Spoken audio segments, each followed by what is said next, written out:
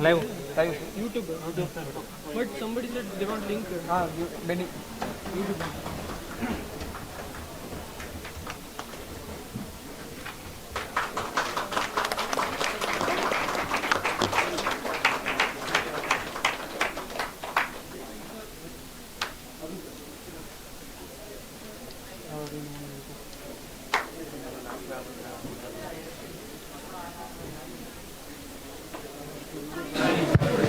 I request everybody to keep their phones on silent.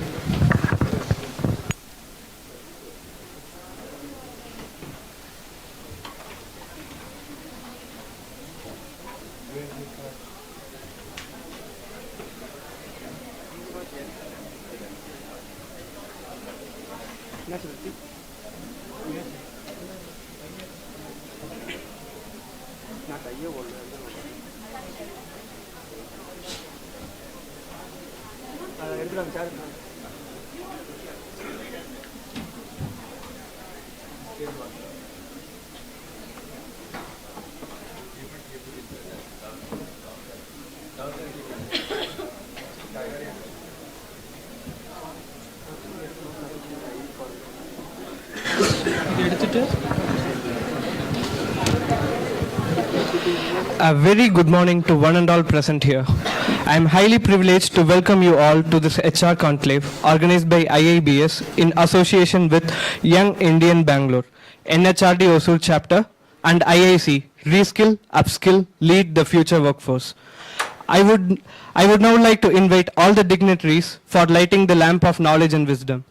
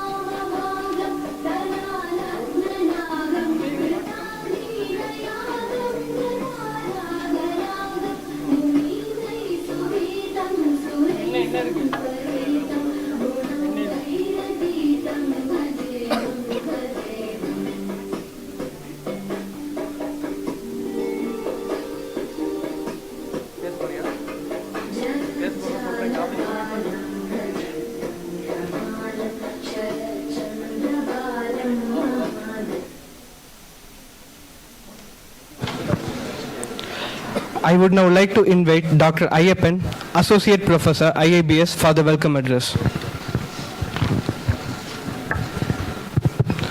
Most respected Director of this institute, distinguished Chief Guest, Guest of Honor, Convener of this HR Conclave, my dear faculty members and student friends. A very good morning to one and all present here. Thank you. So today is a great day because we are organizing a first version of HR Conclave, Reskill, Upskill, Lead the Future of Workforce. So we have been come across with various eras, from starting agriculture era to agricultural era, industrial era, then technology era. Now we are living in information era and most advanced technological era. So in this era, it is very much important to reskill, upskill and lead with a prosperous workforce. So that is why International Institute of Business Studies proudly organized this particular HR conclave in this particular occasion. So once again, I'm wholeheartedly welcome you all to this wonderful HR conclave. So before start my welcome address, I would like to thank our Honorable Chairman, Dr. Jay Prakash, to consented to organize this particular program in this our campus. So in this occasion, I convey my greetings to our chairman. So let me welcome, it is my great pleasure and welcome our Honorable Director, Dr. D. Jaya sir. Without his support, it could not be happen in a grand way. So on behalf of all the organizing team, I wholeheartedly welcome Dr. D. Jaya to this great conclave and all. So I extend my sincere welcome to Mr. Mario David, Vice President, Organizational Development, JP Morgan Chase and Co. So without his acceptance, this event would have this kind of reach to all the industry people and all. Welcome you, sir. So I extend my sincere welcome to one of my good friend, Mr. Ramsaravana, alumni of IIM Lucknow, and he is doing more than 3 startups. All the startups are one of the top-notch startups in the country. So he is doing lot of activities in terms of startups and entrepreneurship ecosystem. He is one of the leading investor in Bangalore. So on behalf of IIBS, I wholeheartedly welcome you, sir. So I extend my sincere welcome to Mr. Tilak Raj, who is a chair YUVA. So with all the support of Young Indians Bangalore only, we have organized this kind of program. So they have invited more than 4 panelists for our conclave. So with all your support, we'll move forward, sir. And thank you so much for all your support and wholeheartedly welcome you, sir. And I extend my sincere welcome to the convener of this conclave, Mr. Dr. Arun Kumar. So for the last 1 month, he has strenuously putting his efforts to make this conclave in a grand way. So I extend my sincere welcome to all the faculty members. Without you, it could not be happen this event here. So I welcome you all the faculty members. The last but not least, I extend my sincere welcome to all the students, all the professors from various colleges. And once again, I welcome you all. Thank you so much for the opportunity. Thank you.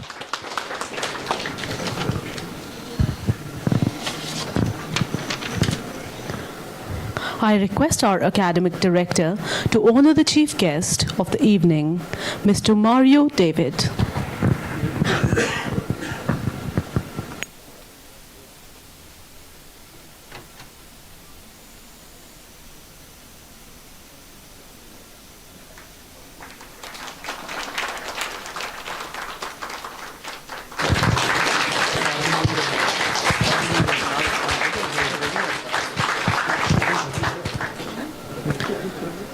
I now request Dr. Balaji Naik sir to welcome and honor our chief guest of the evening, the guest of honor, Mr. Ramsaravana with the memento.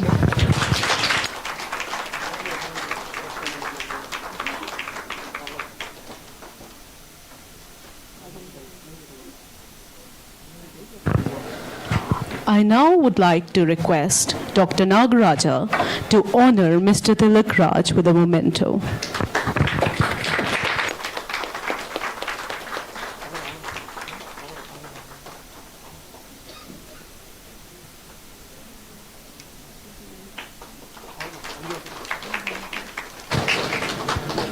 Thank you, sir.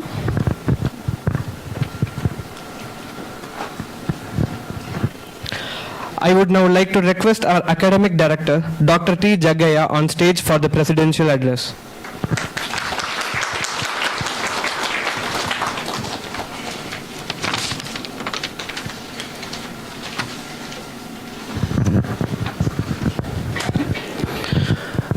Respected today's chief guest, Mr. Mario David sir, Vice President JP Morgan,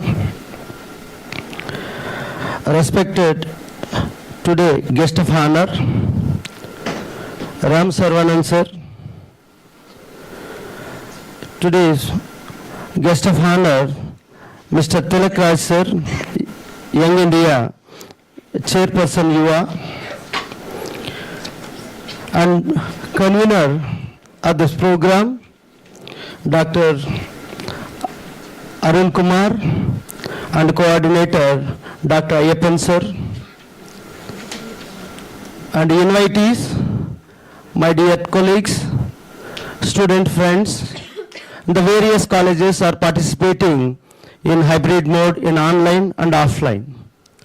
Good morning, one and all present here. We thought 2 months back we want to do the conclaves in a different specialization wise. The first, which specialization we want to start, there is a question, is in all the faculty unanimously they told that the human resource, because the first step we want to transform the human resource. The conclave we want to bring to the IIBS, there is a many reasons. To not only IIBS, to educate the academic institutions, it is very emerging. To bring the industry people into a single platform, to create the network and create the dynamism in industry. That is the main aims to start with this HR Conclave. In that conclave, what we want to discuss, the main agendas are reskilling and upskilling of the future workforce. It's a very interesting, the skill means learning is never end, it is a continuous process. We can say that always learning is a lifelong learning. There is no limit for the age, there is no limit for the time. You want to learn. Suppose you are not able to learn, your growth will be stopped in those areas only. Where you are there, sometimes you can stable there, after that system will throw you out.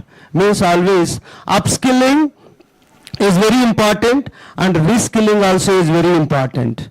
The upskilling we see in the traditional system, we are now seeing the modern system.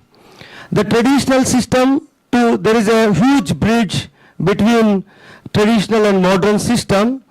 We are struggling a lot to take the present opportunities. The world, who are the 40 years and 50 years people, there is every day we want to learn, otherwise the system will not accepting. You born in this technology era, you are very easy to adopt this technology. We can think about the 20 years back, in 1996, I am studying my MA Economics in the Sri Venkateswara University. We have not seen in a computer. Computer you can see as in a museum like that. In an entire university, there is a 20,000 students. The university brought within 100 systems. We have in a queue for getting the opportunities to sit in front of system. They will give 1 hour. Just we will see what is the computer, how it is working. Some trainings are given. Means my professor, that also don't know. We are better than my professors at that time. After 2-3 years only, the computers came into all the department. The revolution started like that. Then my professors are depending on us. Means they don't have that much of skill set. At least we are in better than us. Suppose we want to send any mail, something and all, they are depending on us. Then when I joined in PhD, my professor told that you want to go to Madras Kanimara Library to get the labor inquiry reports, and Bangalore Isaac you can go, these reports you want to bring, and Vishakhapatnam Andhra University you want to go, you can available these reports. Like that he given a 10 libraries I want to visit in a 1 year. After that my professor don't know everything is available in online. After 1 month, I went all the reports to my professor. How you get these reports? Sir, now it is available in online, sir. I downloaded.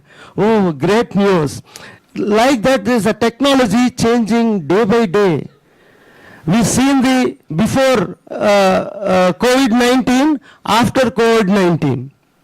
Many people, 90% of the people, technology unskilled at the time. Now, almost 70% of the people learn the technology. How to use. Means upskill always is very important. Suppose upskilling is not there, system will throw you out. Either industry, either academia, we want to learn, and the academia is very important. We want to identify what is going on in the industry, what is the gap we are identifying, we want to implement here, we want to support the industrial system to make more comfortable. The young generation, all are creating the apps, is creating more comfortable, and the system is more safety, and you can learn the information is very easier. Now the tools are came like the AL and ML is man making is in a very simple way to do the knowledge. But whatever the technology is coming, even though human touch is required. The technology, no emotions, no feelings, no love and affection, no ego, nothing. This is system, whatever command you are giving is working according to that. But human touch is very important. Means, suppose artificial intelligence, you are using ChatGPT. Whatever command is giving, information is coming. You don't want to believe on that information. You want to check and recheck is correct or not. That is a human touch is required and always. Means humans more than the technology you want to think. You want more than the faster the technology to control that and make your convenient for the technology. You don't want to be depend 100% on technology. That is my opinion. Means technology is required. At the same time, you want to work with a human touch with the technology, the better results will come in the future. Means always don't, you want to be lazy, you want to be upskill and reskill and work your efficiency and more productivity will give the longer life. And people choose the people who are innovative, who are hardworking, who are upskilling, they will only lead the industries and they will lead the life in better than the others. Suppose money and positions, everything is depend on your skills and your interest and your movement. Thank you. Thank you very much for giving this opportunity.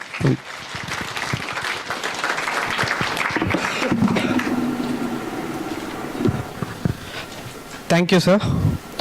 With great honor, I would like to invite Mr. Mario David, Vice President, Organizational Development, JP Morgan Chase & Co. for the inaugural address.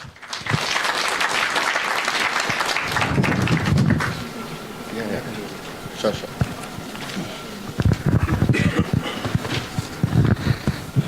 I was given 5 minutes. Very good morning and fantastic. Call me Mario. My name is Mario, okay? To begin with, it's a privilege to be here in this HR Conclave organized by your esteemed college, IIBS.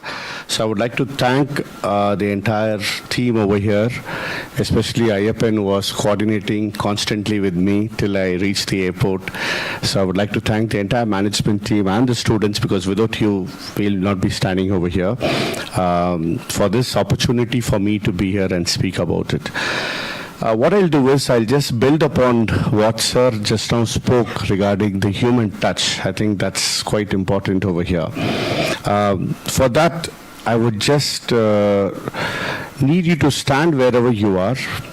Stand wherever you are. And in exactly 30 seconds, exactly 30, I took 1 minute, so I have another 4 minutes. In exactly 30 seconds, walk around and give shake hands to as many people in this room. Your time starts now. 28, 29, yeah.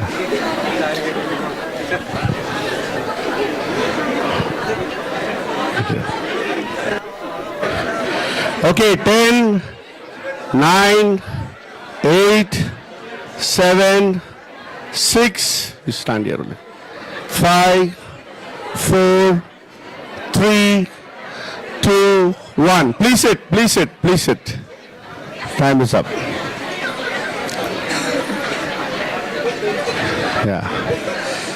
Yeah, 30 seconds is up, and I can see a lot of laughter over here. Now, there's always a purpose for us to do something, okay?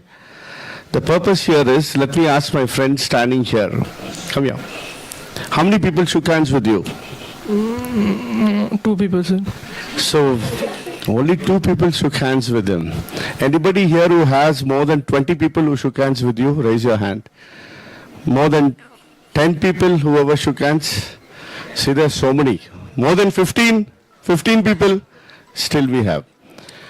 Okay, keep your hands down. What about you, sir? How many people shook hands with you? 5 people shook hands with him. Okay. Now, this is a classic example referring to what Sir spoke about human touch, right? It's a classic practical psychological example saying that unless you come forward, people will come to you. If you don't come forward, nobody's ever going to come and reach out to you. There's an extent a mission could help you, but only another human can help you. And the only way another human could help you is if you come forward. He didn't come forward. I actually asked him to stand here. I told him not to go forward, just stand here. He was standing, he didn't move from this place. There were a couple of them didn't move from this place. And whoever has not made an attempt to move from this place had the least people reaching out to them.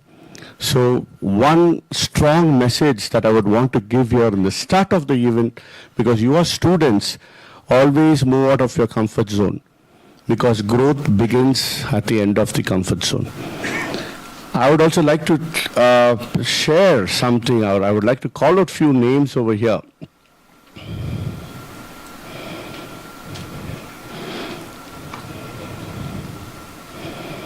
Okay, so these are the folks in your college, as soon as they got to know that I'm coming, reached out to me proactively. Sarita Sahu is here.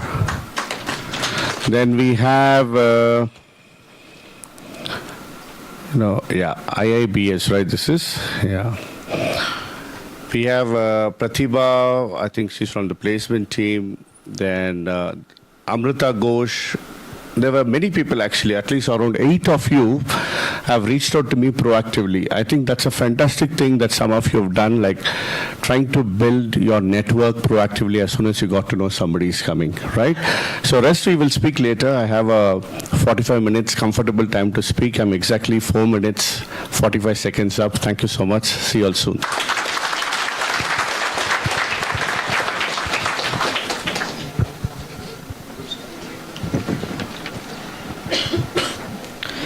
Thank you, sir. It is with great reverence I would like to invite the co-founder, Emproto Technologies, Mr. Ramsaravana, for the keynote address.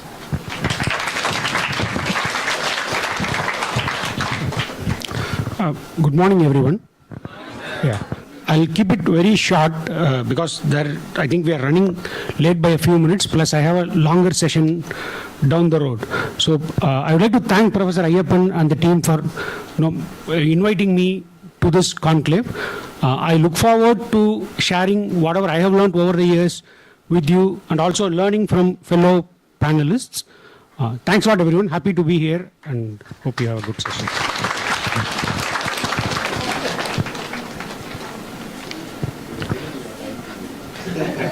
Thank you, sir.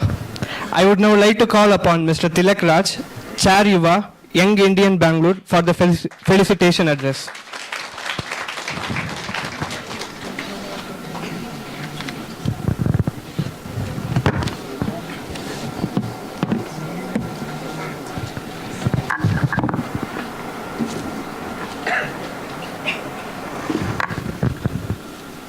Good morning, everyone. Good morning, esteemed guests, dignitaries, professors, students, and the participants, those who are joining virtually. It's my privilege to address this gathering at the HR Conclave 2024, hosted by the International Institute of Business Study in association with Yi Bangalore and the NHRD Hosur chapter. The theme for today, Reskill, Upskill, Lead the Future Workforce, couldn't be more relevant in our evolving professional landscapes. As we stand on the brink of unprecedented advancement, the ability to adapt, evolve, and lead is what we distinguish individual and organization alike. Like the Mario said, in the Indian context, the future workforce will be shaped by multiple converging trends. As we move forward, an increasingly digital economy, skills in emerging technologies like artificial intelligence, data analytics, machine learning are becoming paramount. And simultaneously, the rise of automation and AI will redefine roles and create new kind of work that we may not have even imagined today. The challenge for organizations, particularly in India, will be find ways to balance automation with human creativity, empathy, and critical thinking, skills that machines can't replicate. Moreover, India's demographic advantage, the fact that we have one of the largest and youngest workforce in the world, present both opportunities and challenges. A vast pool of young talent will drive the future workforce, but to tap into this potential, there is an urgent need for large scale of reskilling and upskilling for everyone, and it should be continuous effort.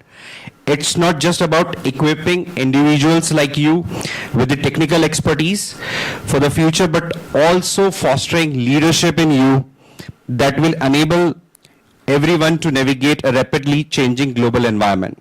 We call it a VUCA world. In this context, HR leaders will play a crucial role in fostering a culture of continuous learning, agility, and adaptability. Future workforce in India will need to be empowered to learn not just once, but continuously throughout their career, enabling them to pivot as an industries evolve. Because it's the way next 20 years gonna be, it's keep evolving with different technologies, different tools. So it's not one point of a learning that where you feel, oh, I learned, now I need to make a full stop. Mario was also mentioning in the conversation, we need to have a continuous learning as an ability and as a gesture year on year where, we can benchmark ourselves in a professional life. This conclave is a testament to our collective commitment to fostering innovation, leadership, and growth within the HR community. It is encouraging to see such a robust lineup of speakers, sessions, and discussion focused on complexities of the future workforce. I extend my heartfelt gratitude and congratulate to the T. Jaya and Dr. Ayyappan and the organization and stakeholders who have worked tirelessly to make this event a reality. Events like these spark a conversation that shape the future of industries and provide a platform for professionals to exchange ideas, learn, and grow together. Let us leverage this opportunity to delve into meaningful dialogues, embrace new perspective, and empower ourselves to be architect of dynamic and resilient workforce. And that is not only the future ready, but it should be the future proof thing. Wishing every one of you a fruitful and inspiring day ahead. Hope you will learn a lot of things today. Thank you. Jaya.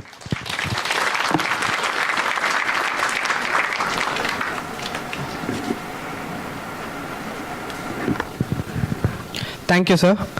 I would now like to invite Dr. Arun Kumar, Assistant Professor, IIBS, to deliver the vote of thanks.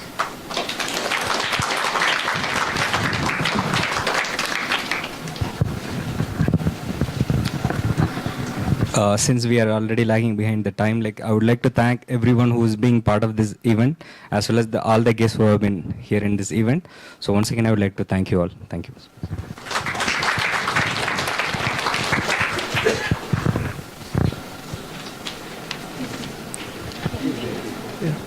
Thank you, sir. We have a tea break for 10 minutes. Kindly come back for plenty session. Plenary session. Kindly be here after 10 minutes.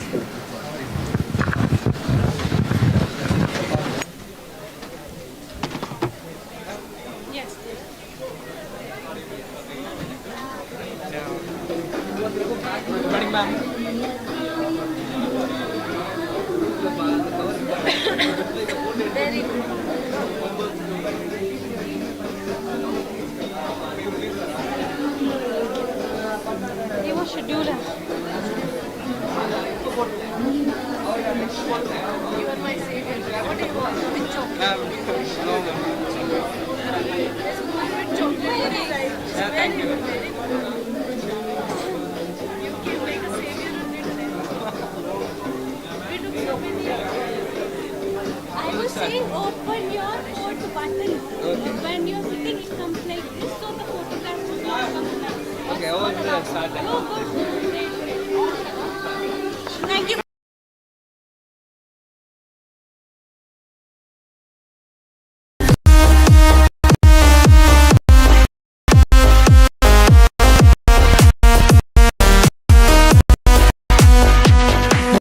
Welcome to IIBS Surface 2024.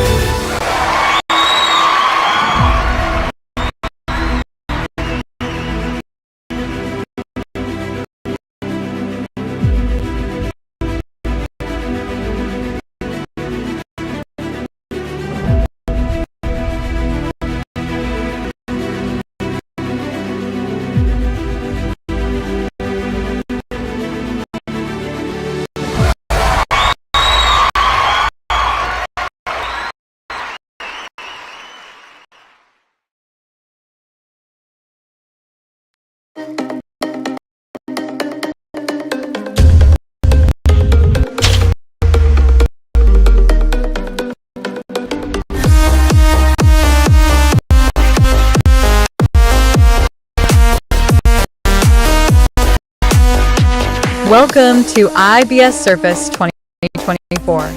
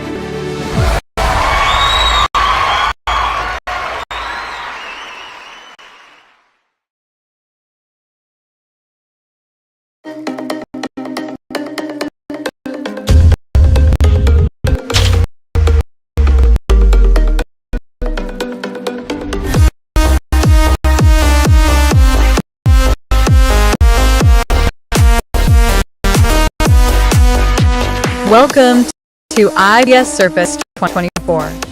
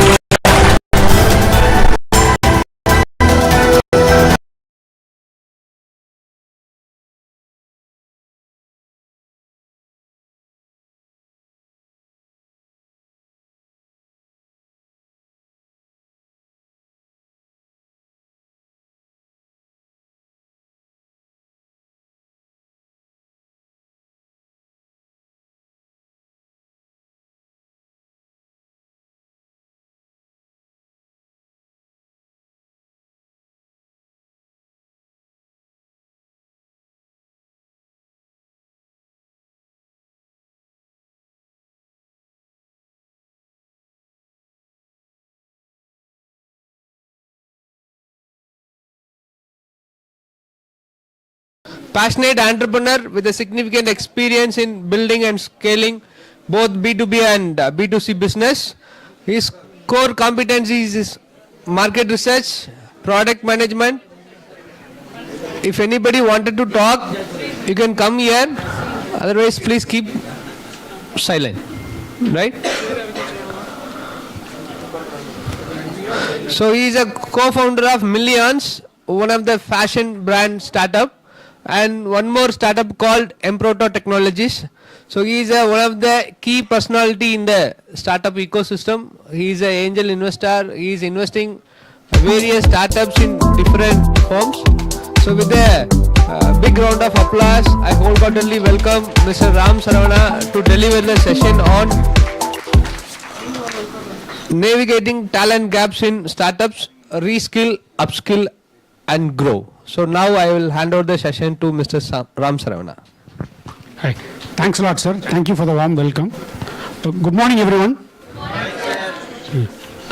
So, before I begin, I want to take a few minutes and understand from you guys, in case you have any questions, any thoughts, or anything in your mind that you want me to elaborate on or talk about. I have a few things that I want to cover, which I will do over the course of the next few minutes, but I want to understand what you guys are thinking.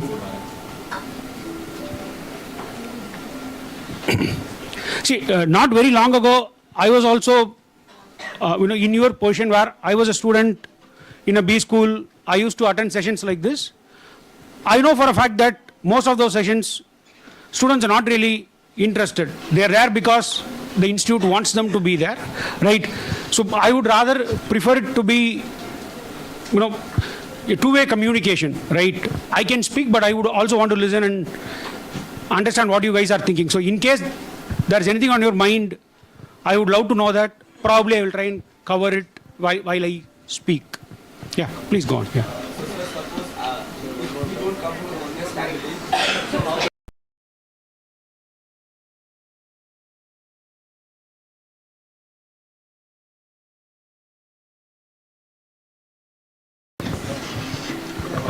Challenges of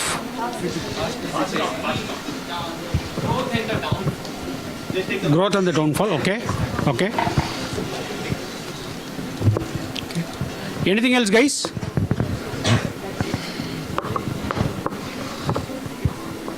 Hello.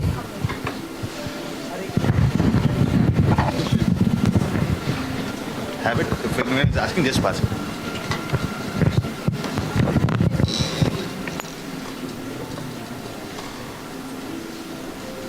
Okay.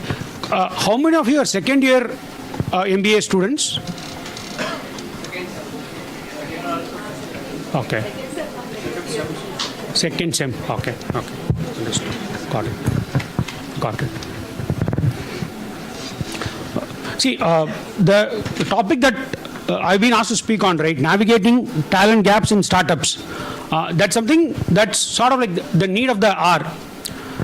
If you see the employment or the corporate landscape in the country, it's undergone a sea change over the last 20 years. I completed my engineering in 2007 from Anna University. At that point in time, if say you are an engineering student and you went to one of the top engineering colleges in the country, say you went to IIDs, one of the IITs or BITS, Pilani, etc., you had probably a handful of jobs in companies like Google, Microsoft, Yahoo. So those were the marquee tech jobs which are probably 15 or 20 in number, reserved for those handful of best engineering graduates. Rest of the folks worked with, you had options in the software services space. So some of them went to TCS, some of them would go to Wipro, Satyam, all of these companies, Infosys, Wipro, TCS, IBM, Accenture and so on. So that was the corporate world. If you wanted a job that pays reasonably well, a stable career, so go to the best of the engineering colleges, have those few jobs, Microsoft, Google, Yahoo, Trilogy, companies that paid really, really well, but those jobs are fewer in number, probably less than 100.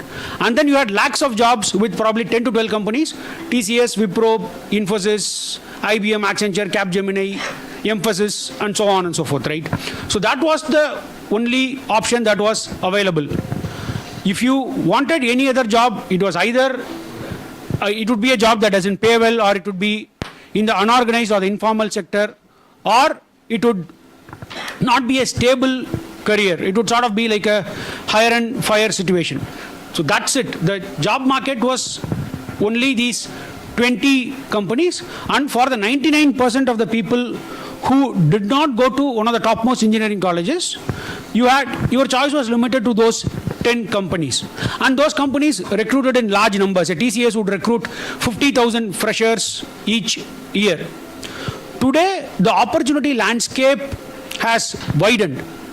When I graduated engineering, right, you could study biotechnology, you could study civil engineering, you could study mechanical, but whatever you did, 99% of the time you would end up in a TCS or a Infosys. They would take engineering graduates, train them to be coders. There will be those handful of guys who would go to a L&T or a Bajaj Auto on the core jobs. But those were very, very marginal. Only 1% of engineering students would do that. 99% of the students ended up in a Infosys or a TCS or any of the other services companies. So you would go directly from campus, or you would go join an institute, get trained, and then find a job. But the job market was very, very homogeneous. There was absolutely no variety. There was nothing to address the individual interests. Say you could be a creator, you could be interested in writing, you could be interested in some of the other areas, but you didn't have job opportunities opening up to cater to those things.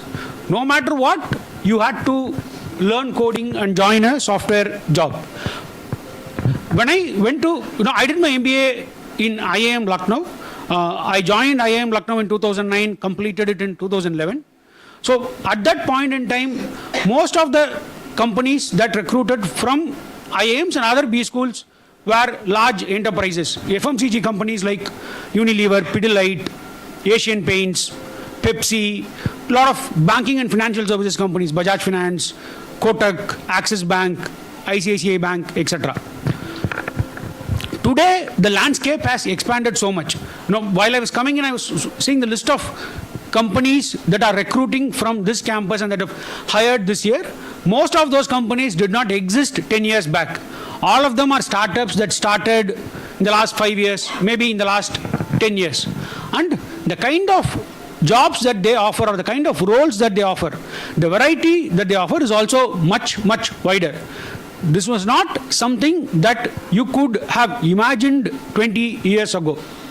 So while on the flip side, the advantage is you have a larger set of companies recruiting people. Secondly, you have larger set of roles where you can fit in. But the other thing is also you need to widen your skill set to be able to address the needs of these companies. A need of a Unilever may be very different from a need of a Capillary Technologies or a Flipkart or any of the other startups. So that's the scenario today. I'm just giving a lay of the land in terms of, because a lot of you are younger and you may not know how the situation was in 2006, 2007. So I just wanted to lay that picture so that you have an idea of how things used to be, right? So we are in a much, much better situation today. So the flip side of this, right? Earlier when I completed business school and joined a corporate, we had reasonably specialized roles. Some corporate would come and say, I am taking you for sales. You would work in sales. Or somebody would come and say, I am taking you for a role in operations or a role in HR. And 90% of the time, your role would, for at least for the first 10-15 years of your career, be in that segment. Say you join Asian Paints as a HR professional, you would go up the ranks as a HR professional, join as assistant manager, go to a manager, senior manager, associate vice president and so on, for at least 10 to 15 years. And only after that period, you would, if at all required, shift to a non-HR role, to a marketing or something. And even that only if you are interested. Most people will start their careers in that domain and retire from that domain itself. But today, when you look at a startup, right, startups themselves, in your mind, what is the difference between an enterprise and a startup? Say you have two job opportunities, one with Asian Paints and one with, let's say, a Swiggy. Swiggy is also not a startup today, but say for sake of example, let me take Swiggy, right? In your mind, how would these two jobs vary? What are the pros and cons of working in a Asian Paints? In your mind, how would the career be? How would the job be vis-a-vis working in a Swiggy or even smaller startup? Anybody?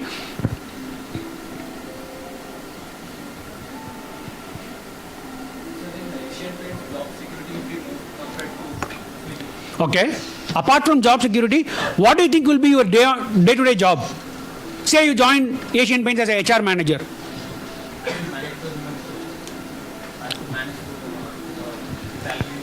Okay. Okay. And what about a startup, say Swiggy or any other startup?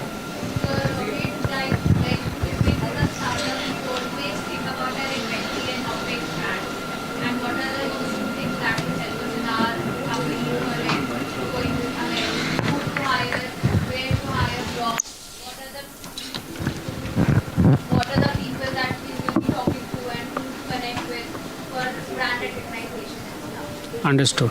Understood. Startup, you get the chance to explore various types of demand, where in an enterprise of SCMs will not get the chance. Understood. Got it. See, like he mentioned, right, in an established enterprise, say Asian Paints, for example, things are very well defined. Problems have already been identified. They have reasonable amount of resource pool, both in terms of money, time, and people. So you join for a role, you would likely perform that role. You need skill, understanding, and expertise in that role. And you will perform that role to the best of your extent, and you will progress in your career based on how you perform. But in a startup, right, startup by definition has very low resources.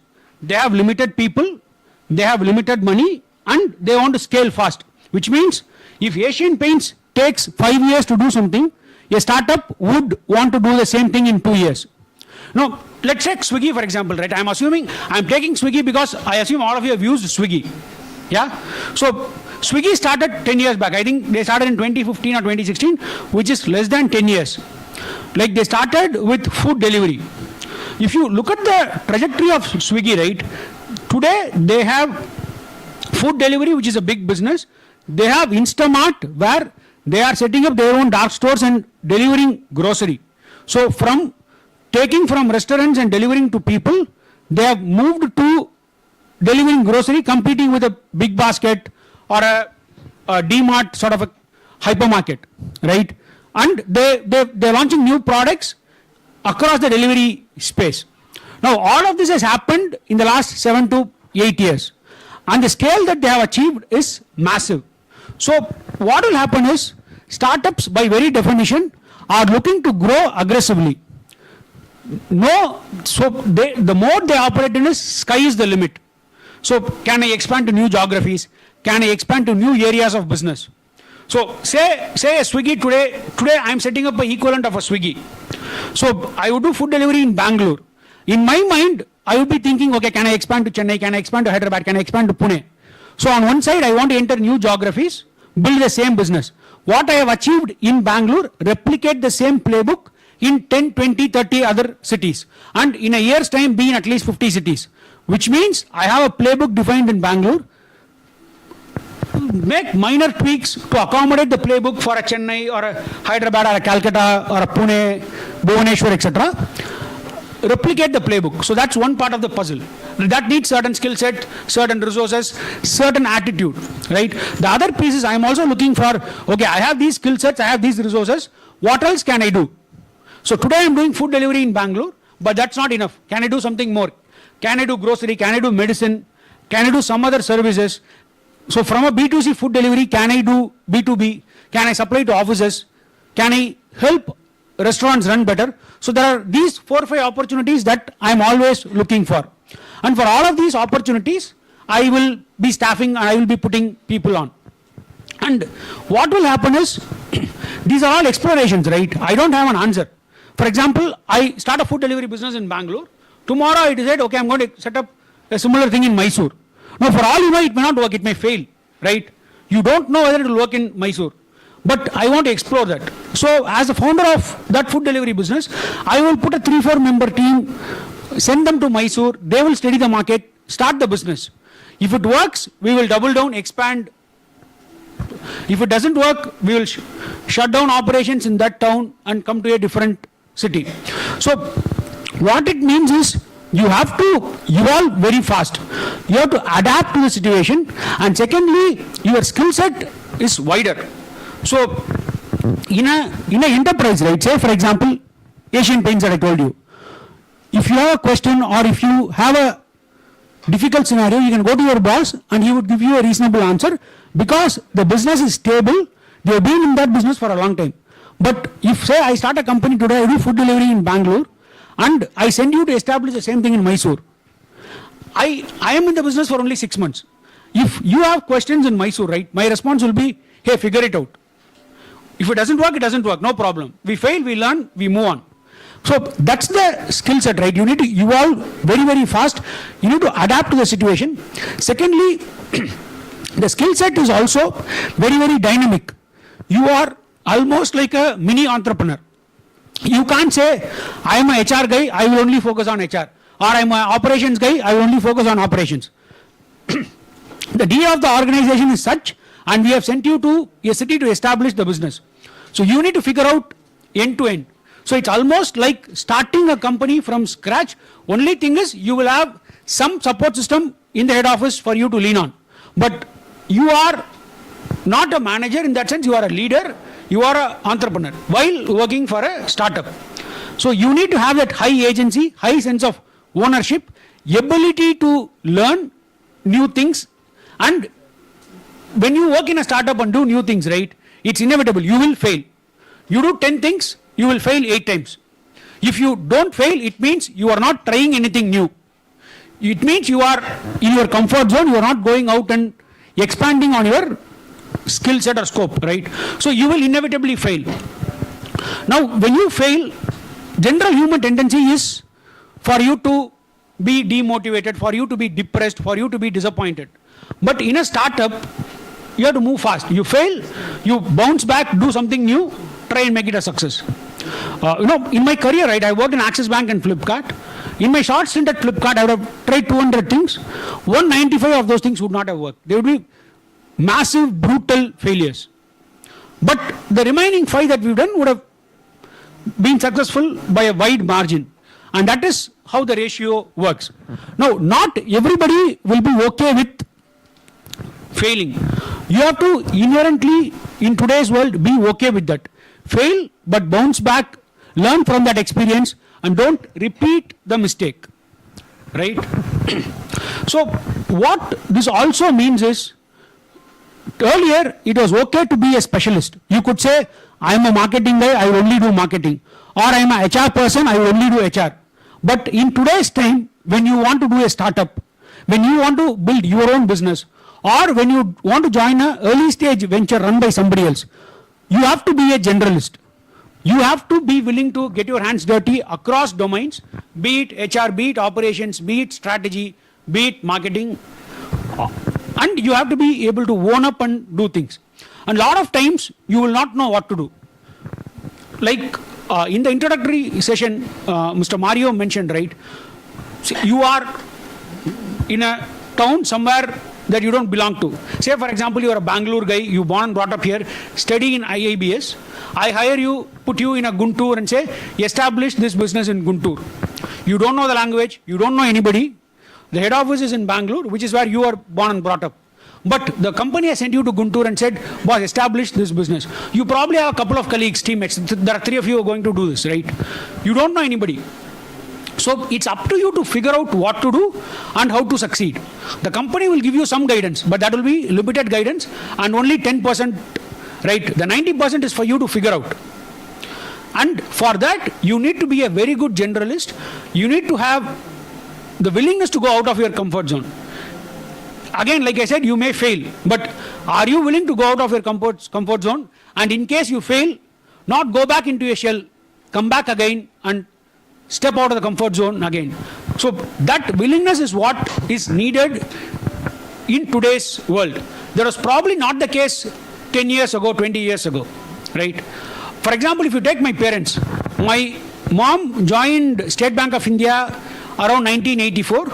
She worked in State Bank of India till 2024, retired 6 months back.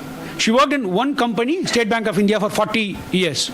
My father joined Tamil Nadu Electricity Board, which is the state utility in the state of Tamil Nadu, somewhere in 1980, retired in 2016. Again, straight from college, joined a job, worked there for close to 40 years. Take a year or two, right? But if you take my case, I did my engineering in 2007, worked in an IT company for a couple of years in Bangalore. Then I did my MBA, worked in Bombay in Axis Bank for 3 years. Then I worked in Flipkart for 2 years. And then I started my own entrepreneurial journey. And in the last 8 years, I have started 3 companies. So, in my parents' case, it was one company over a 40-year period. In my case, it's been 6 or 7 companies in a 15-year period. And the roles have also changed drastically. And that is what is happening today. Right? So, all of you know NVIDIA, right? It's sort of flavor of the season. And there are a lot of interviews of the founder, Jensen Huang, going around on the internet. How many of you have seen interviews of Jensen Huang or any of the other NVIDIA leadership? Anybody?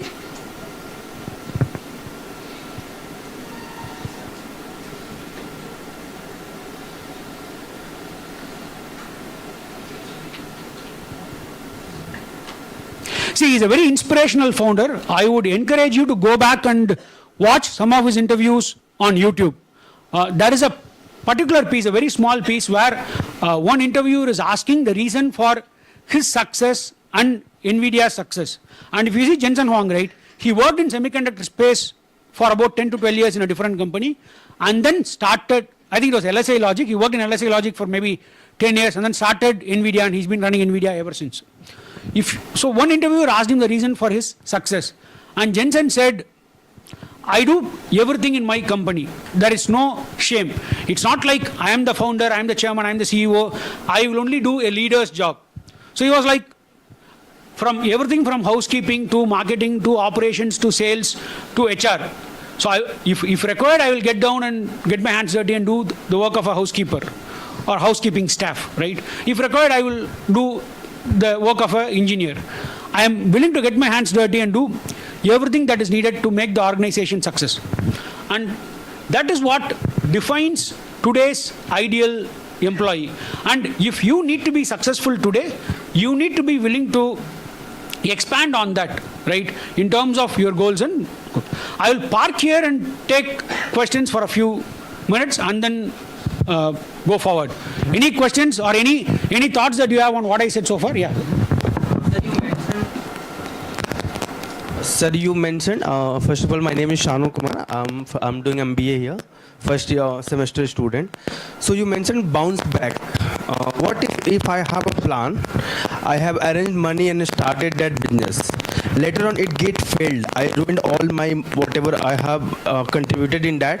I lost all of that. And how to bounce back in that situation, just in that phase of time, like that is a very bad phase, you can say, like 20 days, 10 days, because I have lost all of my money, that motivation, everything. So how to bounce back in that situation? Okay, good question. See, when you launch a startup and take that financial, please sit down, yeah. When you take that financial risk, right, the risk of failure is very, very, very high. There are a lot of ratios out there. Some people will say only 1 in 100 startup will succeed. Some people will say only 1 in 1,000 startup will succeed. I don't know what the actual real number is, but very, very, very few startups actually cross 3 years. Most of them die down within the first 1 or 2 years for a variety of reasons. A lack of money, co-founders have a conflict among themselves, whatever the reasons may be, but mortality rate is very, very high. If you start a business, you run the business for a few years, you will, at some point in time, there's a very high chance of dying down. Your company will be shut down, you will not have money, you will lose whatever capital you put in the business. That's a very, very real risk, and a lot of companies have faced that from all sizes.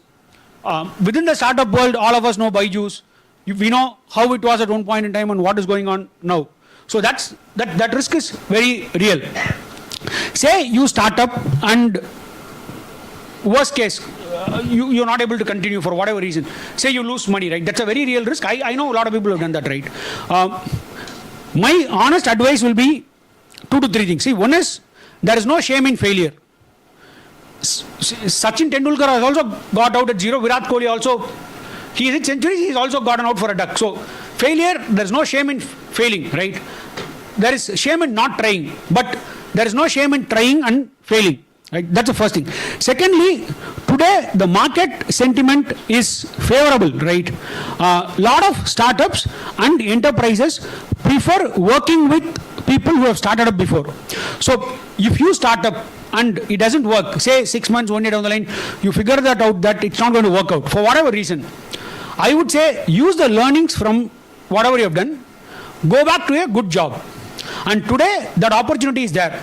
There are a lot of startups that want to hire entrepreneurs because entrepreneurs bring a high sense of agency, high sense of ownership as opposed to a regular employee. So my suggestion would be use the learnings from that entrepreneurial stint, go to a startup, work for a couple of years, come to a position of financial stability. Let's say you invest 20 lakhs, you lose 20 lakhs. Work with a Swiggy, a Zomato, a Ola, a Flipkart, earn decent amount of money, learn some experiences, build your contacts, build your financial muscle so that you can take a stab at starting up again after 2-3 year period. Yeah. I hope I have addressed your question. Yeah. Okay. Yeah. Go on. Yeah. I have a question that in your experience.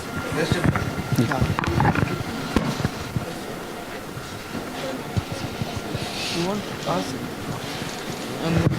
Hello sir, I'm Parmeshwar Das, the MBA student.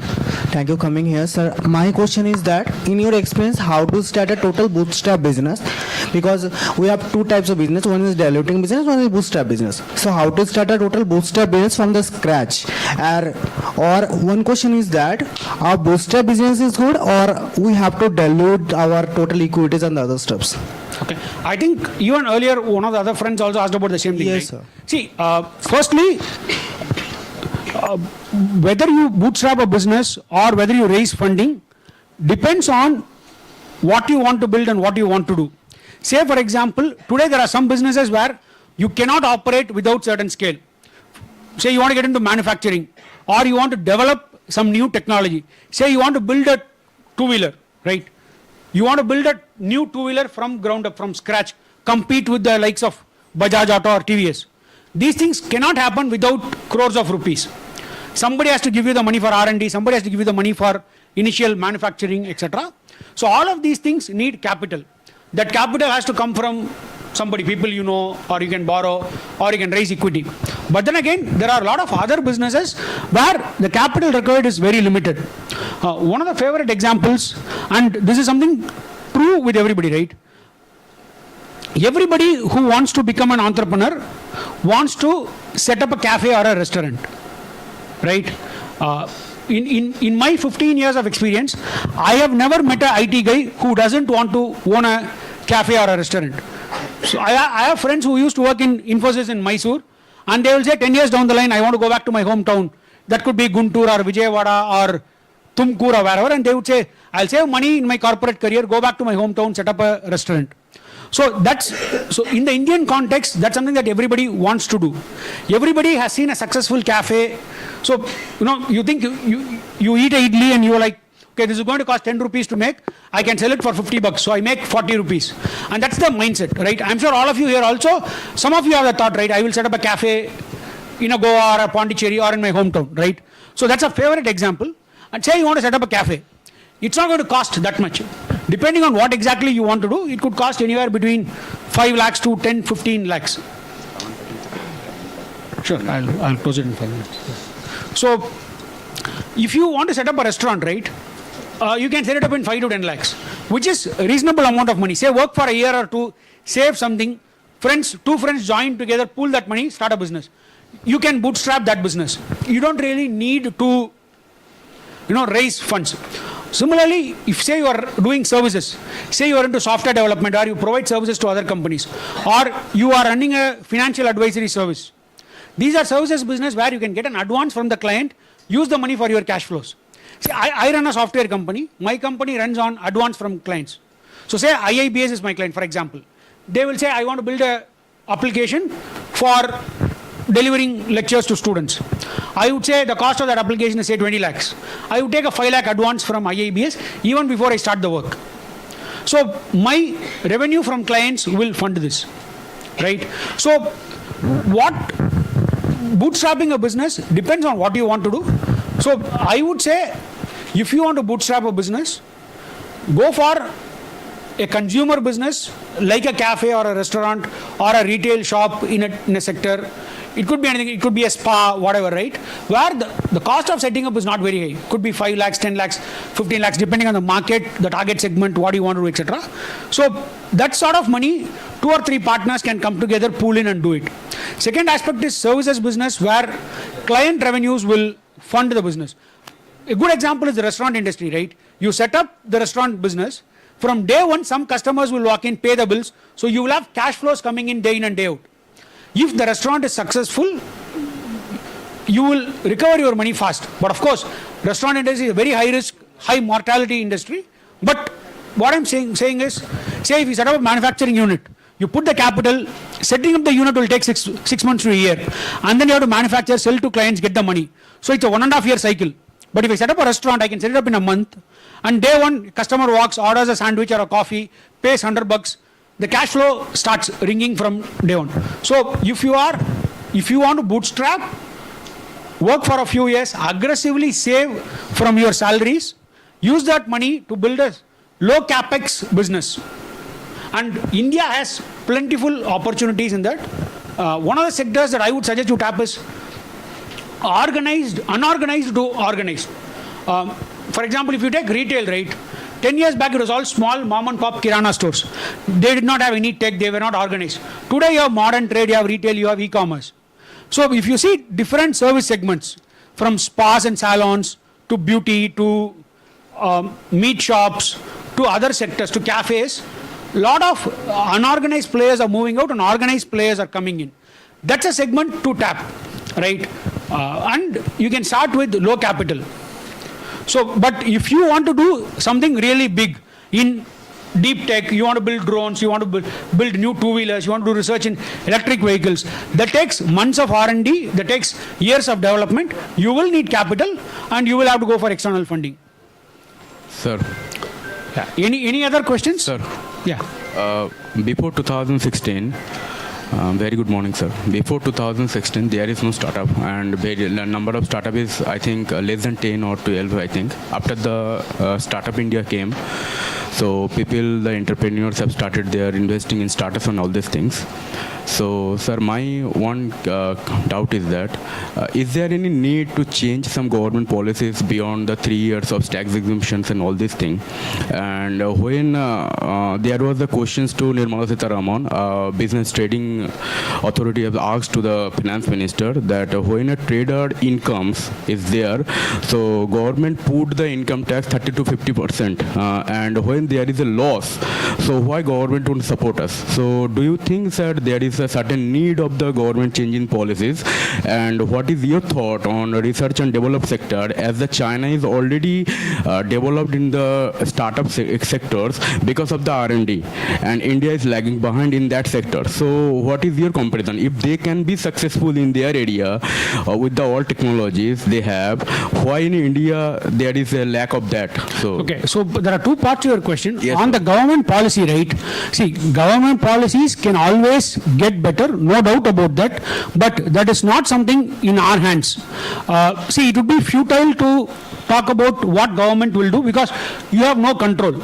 You and I do not. Sir, my issue is that you have said the mortality rate in startup is quite high. So if we want to get success, or if you want to lower no, see, I'll keep it very simple. If you are an entrepreneur, right, forget the government, focus on things under your control. Things outside of your control, they are anyways outside of your control, you can't do anything. If say tomorrow the PM goes on air, announces demonetization, you can't do anything. You cannot plan for that. Forget it. It's out of your control. You don't know what they will do. They will do what serves their interests best. So forget it. It's not in your control at all. It's a waste of time. On the second part about China, right? I think there are a lot of articles that have been written on this, and a lot of people share this view. China has been diligently investing in R&D for the last 20 years. Our R&D expense, whether it be from the government sector in terms of investments into IITs, IISc, IISER and other research labs, very, very dismal. Similarly, if you look at corporate investments, say Tata's investing in R&D or Ambani's or Reliance investing in R&D, compared to a Google or a Microsoft or some of the leading Chinese companies, say for example, Huawei or BID on the EV side, their investments are massive. Chinese companies invest probably 100x of what we do. And the government probably invests 1000x. So we have a long way to go. I don't think we have even scratched the surface. And if we want to succeed in deep tech, in semiconductor, in artificial intelligence, in electric vehicles, in climate change, etc., we need to invest in R&D. Hopefully, companies will start doing that and we will see that happen. Sir, as you already told the NVIDIA, so I search about that and I know the interviews also that. So do you think that the territory and the political issues, what they are getting success, so that is somewhat matters of their success. And in the India territory... Like I told you, right, it's not in my control. See, of course, if the Prime Minister supports me, I can succeed better. But I cannot plan for it. No point discussing about it, right? Okay, sir.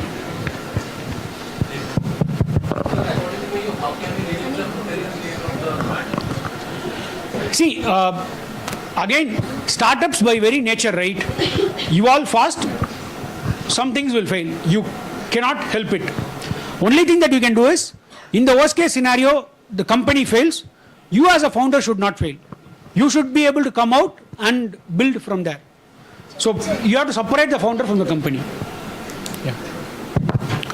So I think there's a break now, so I don't want to take too much of your time.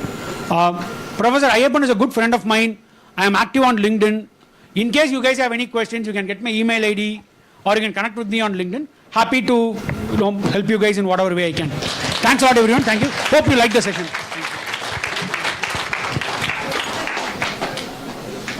Thank you so much, sir. Thank you so much, sir, for your enlightening words. You have a tea break for the afternoon, and then we'll be back. Please keep sitting here.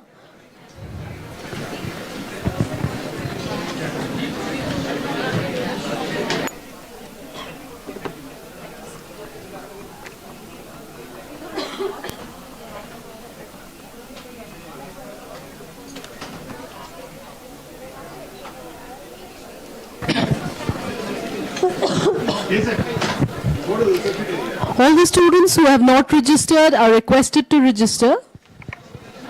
Guys, those who have registered, those people are on stage here, others can go for a break. Come here by 11:40.